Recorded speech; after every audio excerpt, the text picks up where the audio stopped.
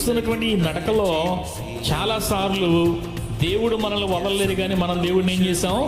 వదిలేసాం. అలా వదిలేసినప్పుడు ఏం జరిగిందంటే మనం కాస్త మార్గం తప్పాం. ఎందుకంటే దేవుడిని పట్టుకొని మనం నడవకుండా ఎప్పుడైతే మన చెయ్యిని ఆయన్ని బాగా బలంగా వదిలించుకోవాలనుకుంటామో అప్పుడు దేవుడు కూడా ఏం చేస్తాడు?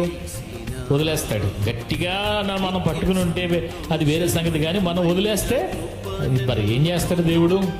అలాగా వదిలేసినప్పుడు ఏం జరుగుతుందంటే దారి తప్పిపోతాం. మనం చెప్పండి, ఏం తప్పిపోతాం?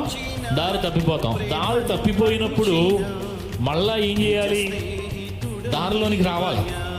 దారి తప్పిపోవడమే జరుగుతుంది, కానీ కొంతమందికి మరలా ఏం చేయలేకపోతున్నారు? దారిలోకి రాలేకపోతున్నారు. అయితే దారి తప్పినటువంటి విశ్వాసుల్లో, దారిలో ఉన్న విశ్వాసుల్లో కనిపించే లక్షణాలు వేరుగా ఉంటాయి, దారి తప్పిన వారిలో కనిపించే లక్షణాలు వేరుగా ఉంటాయి. మనం గతంలో చెప్పుకున్నాం, ఎవరి అడుగులు జారకుండా ఉంటాయో అని చెప్పుకున్నాం.